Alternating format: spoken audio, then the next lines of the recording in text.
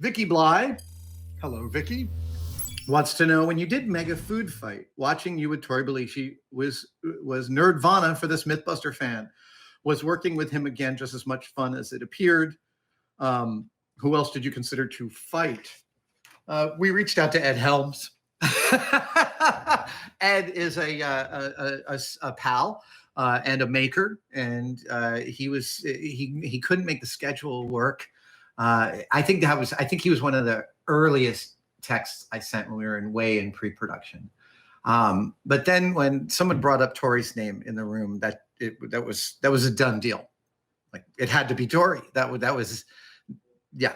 As soon as we thought about Tory, it was time to call him. As soon as he said yes, we didn't think about anybody else. Yeah, it was just as much fun to work with Tory as it looked. But even more than that, it was satisfying and delightful in ways that might not even be really clear.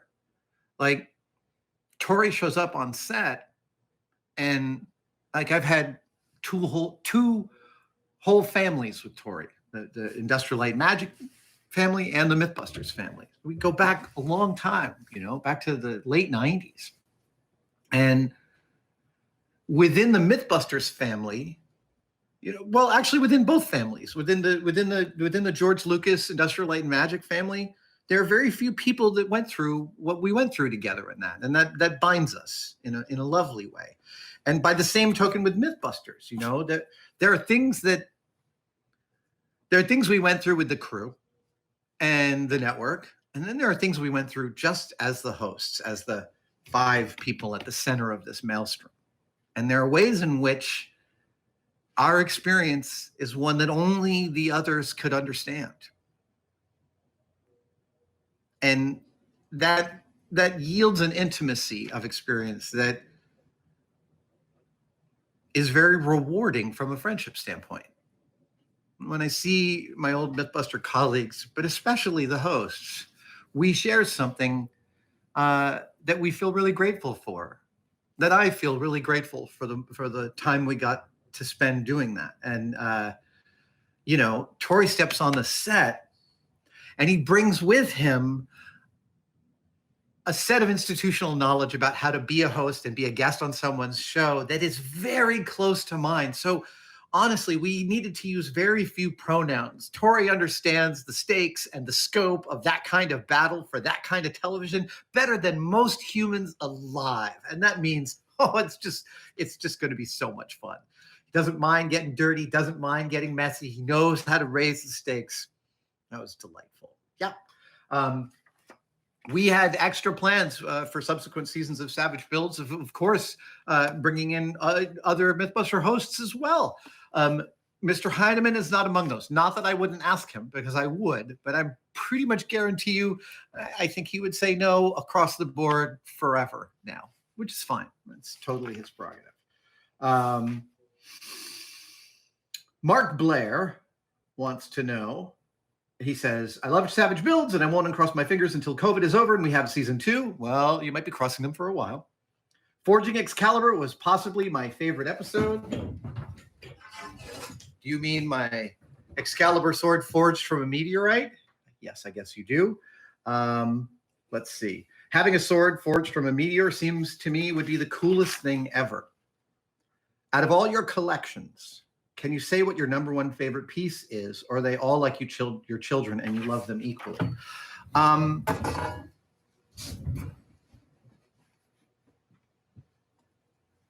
They are like your children, but not because you love them equally. Because that's not true. You don't. You love each person in your life individually for what they bring to your life. It's not really a comparison, and it's definitely not a zero-sum game. So when we say, do you love all your children equally, you're kind of referring to family as if it's a zero-sum game, i.e. if one person gets this amount of love, the other person gets a commensurate lower amount of love, and that's not true. That's not how this thing works. But they are like your children, the things that you make, but in more ways than you think.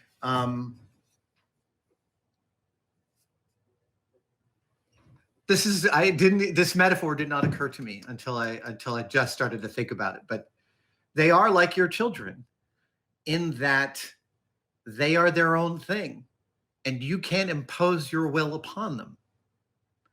Which sounds funny to say, because I often talk about the workbench as the place I go to enjoy the illusion that I have some measure of control, right? Like here at the bench, my mind gets really quiet, and that becomes something I need on a regular basis for my mental health. And my mind gets quiet because it's a set of discrete problems, and I can attack and approach and manage each one as it comes.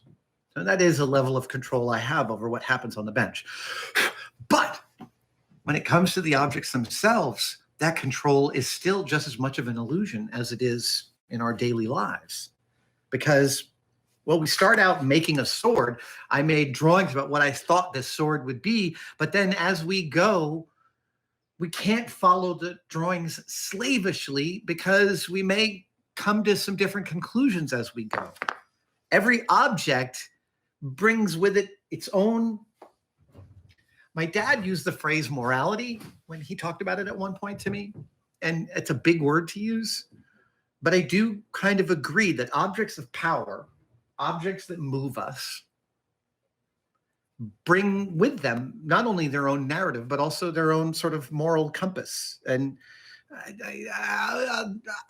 that's something to talk about on a bigger scale a little bit later. But what I want to point out is that I make drawings of things and I make plans, and then often the object itself wants to go in slightly different directions, and I've got to follow it because it's an artistic process, a creative process, and I follow the process, not the plan. And in that, they're very much like children, because anyone who's raised children knows that there is no control. It's triage for decades. But you can't turn a kid out to be the way you want them to be. You have to help them be what they're going to be. It's a process of discovery for you. And the same exists for the objects we make. The final look of my Samaritan is very different than I imagined it would be. And I'm not even sure this is the final look. There may be some more treatments on this. And one of the things I do at a major stage where I think I've finished something is I carry it around for a few days. Like Samaritan's been sort of moving around my house, desk to television, it moves around with me so I can kind of keep on looking at it. And that's part of me trying to understand it. And by the same token, I do the same thing with my sons. When I talk to them, my boys, thing 1 and thing 2, are now almost 22. And when I talk to them, my goal as a parent, as a confidant, is to meet them where they are, not impose my will upon where I think they should be. It sounds really lofty, and I fail a lot at that, but that's the goal. The goal is to meet the thing where it exists. So your question, are they like your children, is true, but not for the reasons I think you thought you were asking. Even more so, I've shown some old pieces like the Keys to Hell. That's a sculpture I made in the mid 90s. And that piece has changed over the years, not because I have altered it, but my relationship to it has changed. I now look at it and I can't believe I had the aesthetic wherewithal to make something that beautiful almost 25 years ago. I consider myself far improved in my aesthetic execution now as opposed to back then. And yet I look at that piece and I'm like, man, how did I know how to do that? That piece blows my mind. And in that way, it's still very much like a kid, like a child I've raised, because it changes over time, and so does my relationship to it. And I think that any creator of anything has that. You have an experience of the thing just after you finished it, and then after you've utilized it, and then later on, and that relationship may actually change. Hold on just a second. Will you go check the front door? That's Amazon saying, hey, why isn't anyone answering the other door? Yeah.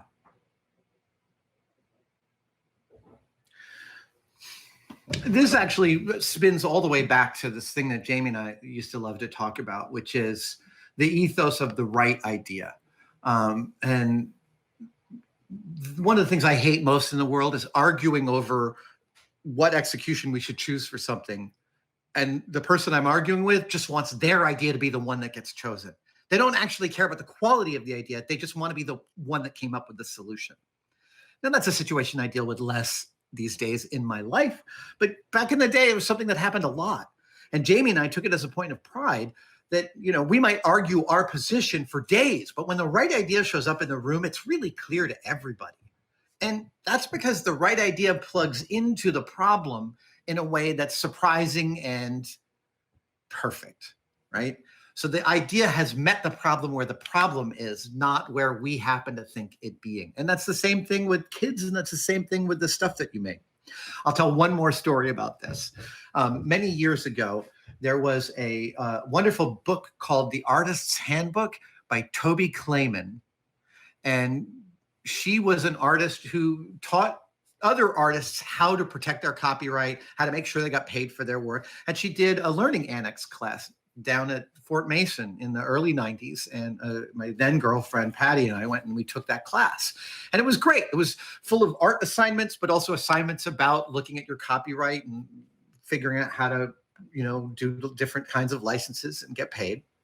And one of the art assignments we got was take a piece and make 6 of them identically, but finish them all slightly differently. I love this. So I had been playing around with some alginate, and I made a casting of my ear, and I made 6 different ears. And then I finished them all in different textures. One I made look like wood, one like marble, one like plant matter, one like brick, etc. And then I was looking at these 6 ears, and they were all really neat, and I thought they were cool. And I ended up weaving them into a kind of a spider web. I don't remember how it looked. It doesn't sound like it looked that great now that I'm saying that out loud. But that was clearly what I felt that the pieces wanted. They wanted to be unified into a frame. And so I did. And when my girlfriend looked at it, she was like, that's not the assignment. And I'm like, what do you mean? She's like, well, the assignment was to finish 6 things in 6 different ways.